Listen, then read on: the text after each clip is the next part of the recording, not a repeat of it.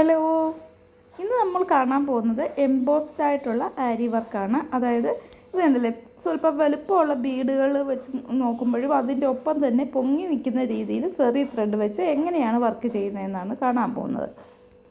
അതിനായിട്ട് നമുക്ക് ആവശ്യമുള്ള സാധനങ്ങൾ ആദ്യം ഗ്ലൂവ്, പിന്നെ പൈപ്പിംഗ് ത്രെഡ് പിടിപ്പിക്കാൻ ഗ്ലൂ ഇല്ല എങ്കിൽ പോലും വിഷമിക്കേണ്ട. നമ്മൾക്ക് അരി നീഡിലിട്ടിട്ട് സിക്സാഗ് ഇട്ടിട്ട് ത്രെഡ് ഫിക്സ് ചെയ്യാൻ പറ്റുന്നതാണ്. ഞാൻ ആദ്യം ഇവിടെ കാണിക്കുന്ന ഇതെന്ന് പറഞ്ഞാൽ ഈ പൈപ്പിംഗ് ത്രെഡ് 2 ലെയർ ഇട്ടുള്ളതാണ് ചെയ്യാൻ പോകുന്നത്. അപ്പോൾ സാധായേക്കാൾ ഇച്ചിരി ഏറെ തിക്നെസ് കാണും അതിന്. അപ്പോൾ 2 എണ്ണത്തിൻ്റെ ഒരു കനമുണ്ടല്ലോ, ഒറ്റ എണ്ണം ഇട്ട് വേണമെങ്കിലും ചെയ്യാം. അപ്പം സെറി ത്രെഡ് ഇട്ടാണ് ഞാൻ ഇവിടെ ഇപ്പോൾ ആദ്യം ചെയ്യുന്നത്. പിന്നീട് ബീഡ്സ് ഇട്ട് ചെയ്യുന്നത് കാണിക്കുന്നുണ്ട്. അപ്പോൾ സെറി ത്രെഡ് ഇങ്ങനെ ഇതേപോലെ കെട്ടി, അപ്പം ഞാൻ പൈപ്പിംഗ് ത്രെഡ് ഇവിടെ നേരത്തെ ഒട്ടിച്ച് വെച്ചിരിക്കുകയാണ്. കാരണം ഒട്ടിച്ചാൽ ഉടൻ തന്നെ നമുക്ക് ചെയ്യാൻ പറ്റിയല്ലോ, ഉണങ്ങാനൊരു സമയം വേണമല്ലോ. അതുകൊണ്ട് നേരത്തെ ഇവിടെ ഒട്ടിച്ച് വെച്ചിരിക്കുകയാണ്.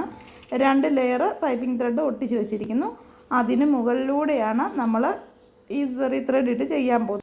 അപ്പോൾ ആരി ചെയിൻ ചെയ്യാൻ അറിയത്തില്ലാത്തവർ നമ്മുടെ എംബ്രോയ്ഡറി ക്ലാസ് 36, 37 ക്ലാസ്സുകൾ കണ്ടതിന് ശേഷം ഇത് ചെയ്യുക. അതിൻ്റെ ലിങ്ക് ഞാൻ ഡിസ്ക്രിപ്ഷനിൽ കൊടുത്തിരിക്കാം. അപ്പോൾ സെറി ത്രെഡ് ചെയ്യുന്നതെന്ന് പറഞ്ഞാൽ ആദ്യം നമ്മളൊന്ന് കുത്തിയെടുക്കുന്നു. സാധാ കുത്തിയെടുക്കുന്ന പോലെ ചെയിന് കുത്തിയെടുത്തത് നേരെ ഓപ്പോസിറ്റ് ഒരു സ്വല്പം ചരിച്ച് വേണമെങ്കിലും ചെയ്യാം, നേരെ വേണമെങ്കിലും ചെയ്യാം. ചരിച്ച് ചെയ്യുന്നതാണ് ഒന്നുകൂടെ ഒരു വൃത്തി കണ്ടാൽ.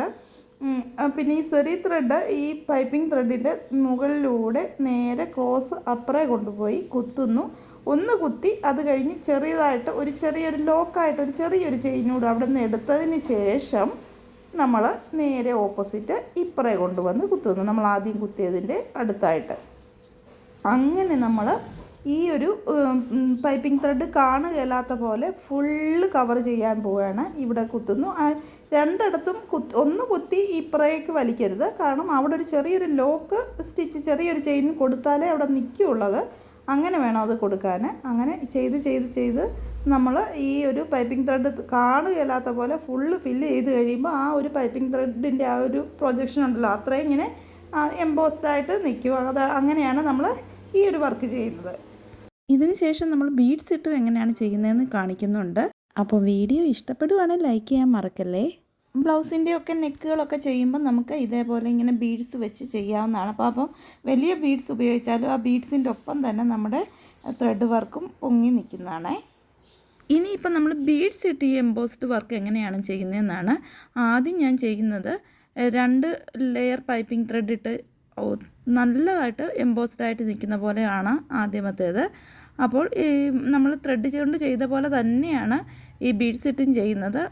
ഒരു സൈഡിൽ നിന്ന് കുത്തി നേരെ ഓപ്പോസിറ്റിലേക്ക് കൊണ്ടുപോകുക. അപ്പോൾ ആ കൊണ്ടുപോകുമ്പോൾ ബീഡ്സ് ആ ഒരു പൈപ്പിംഗ് ത്രെഡിൻ്റെ ഒരു നീളത്തിൽ എത്ര ബീഡ്സ് കയറുമോ അത്രയും ബീഡ്സുകളാണ് ഇടേണ്ടത്. ഞാനിവിടെ 5, 6 ഒക്കെയാണ് ബീഡ്സുകൾ ഇടുന്നത്. അത്രയും ഇട്ട് ഇങ്ങനെ ചെയ്യുക. അതിനും ഇതുപോലെ തന്നെ 2 സൈഡിലും ചെറിയ കുത്തിയ ശേഷം ഒരു കുട്ടി ലോക്ക് ചെയിനൂടെ ചെയ്തതിന് ശേഷം വേണം ഈ എതിർവശത്തേക്ക് കൊണ്ടുവരാൻ. ഇങ്ങനെ ഈ പൈപ്പിംഗ് ത്രെഡ് കാണുകയില്ലാത്ത പോലെ ഫുള്ള് ചെയ്ത് കഴിയുമ്പോൾ ഇത് നല്ലതായിട്ട് പൊങ്ങി നിൽക്കുന്നതാണ്. ബീഡ്സ് കൂടെ ആകുമ്പോഴത്തേന് ഇതൊക്കെ കൂടുതലും നമ്മൾ നെക്കിൻ്റെ വർക്കുകളിലാണ് ഉപയോഗിക്കുന്നത്.